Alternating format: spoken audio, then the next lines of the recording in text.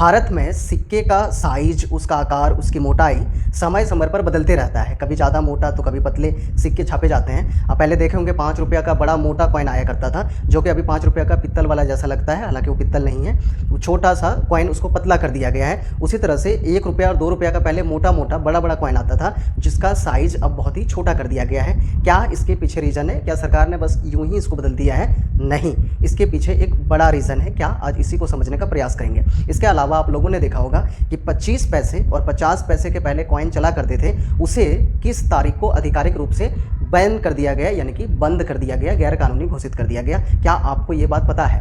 भारत में जो सिक्के छपते हैं वो किस धातु के बने होते हैं, किस चीज़ के बने होते हैं? आज इन्हीं महत्वपूर्ण प्रश्नों पे हम डिस्कस करेंगे। अगर वीडियो पे नए हैं, चैनल पे नए हैं, तो चैनल के साथ जुड़ जाइए, सब्सक्राइब कर दीजिएगा, और ज्ञानवर्धन हो, इससे कुछ नया जानकारी मिले तो वीडियो को लाइक भी कर दीजिएगा और ज़रूरतमंद के साथ शेयर भी कर दीजिएगा, जिसको इस ज्ञान की ज़रूरत हो। आइए वीडियो में आगे बढ़ते हैं। अंत तक अगर बने रहेंगे, वीडियो से नहीं होंगे दूर, तो गारंटी है आपको ज्ञान मिलेगा भरपूर। भारत में जो सिक्के छपते हैं या दुनिया में कोई भी सिक्का का 2 वैल्यू होता है। एक होता है फेस वैल्यू और दूसरा होता है मेटेलिक वैल्यू। फेस वैल्यू क्या होता है?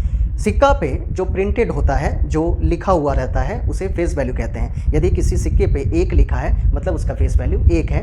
2 रुपये के सिक्के का फेस वैल्यू 2 होगा। उसी तरह 5 रुपये का फेस वैल्यू 5 होगा, यानी कि सिक्का पे लिखा हुआ है जितना रुपये का वो कॉइन है, 5 रुपये का, 2 रुपये का, 10 रुपये का, वो उसका फेस वैल्यू होता है। बहुत इजी है, आप समझ गए होंगे। यानी कि प्रिंटेड वाला जो सामने लिखा हुआ है 5, तो मतलब 5 उसका फेस वैल्यू है। दूसरा होता है मेटेलिक वैल्यू।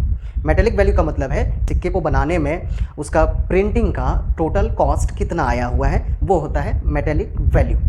मतलब सिक्के में जो लगा हुआ मेटल है, जो धातु है, उसकी वैल्यू कितना होती है।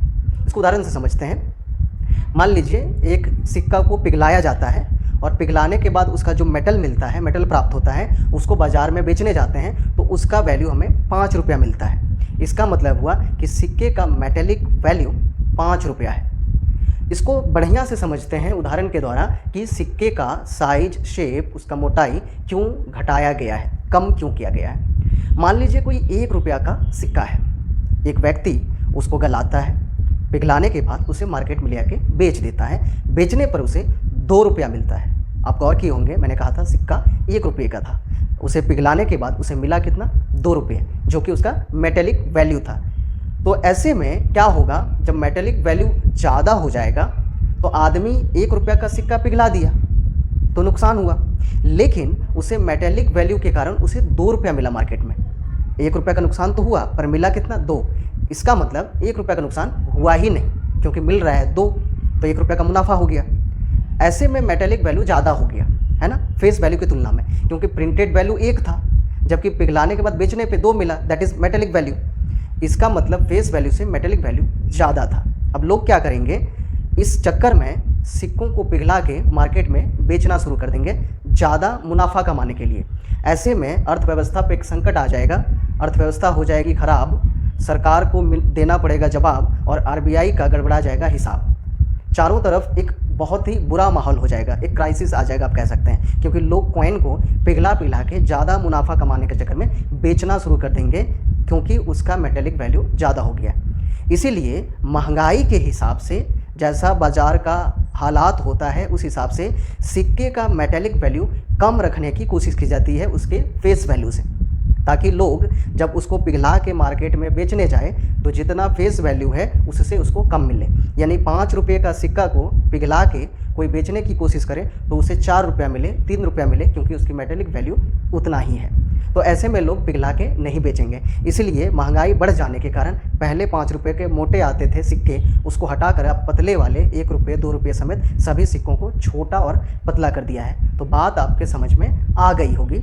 अब दूसरा प्रश्न कि आरबीआई ने कब बंद किए 25 पैसे और 50 पैसे के सिक्के।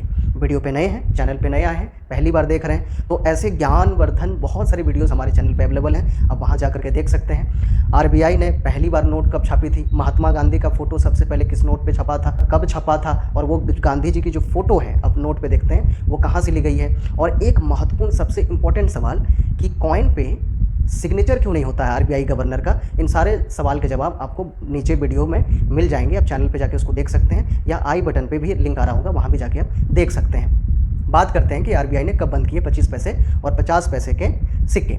तो 30 जून, तारीख नोट कर लीजिएगा, 30 जून 2011 को आधिकारिक रूप से आरबीआई ने 25 पैसे और 50 पैसे के सिक्के को चलन से बाहर कर दिया, क्योंकि उसकी अब ज़रूरत थी नहीं। वैल्यू ज़्यादा हो गया था, महंगाई ज़्यादा हो गई थी और उसको छापना आरबीआई के लिए कॉस्टली पड़ रहा था, नुकसान का सौदा हो गया था, इसलिए उसे बंद कर दिया गया। भारत में सिक्के किस चीज़ के बने होते हैं? आखिरी प्रश्न। चैनल पे नए हैं तो सब्सक्राइब जरूर कीजिएगा, वीडियो अच्छी लगी तो लाइक जरूर कीजिएगा। भारत में सिक्के फेरेटिक स्टेनलेस स्टील के बनते हैं। फेरेटिक स्टेनलेस स्टील एक मिश्रण धातु होता है जो कि बनाया जाता है क्रोमियम और आयरन को मिला करके। इसमें 17% क्रोमियम और 83% आयरन होता है।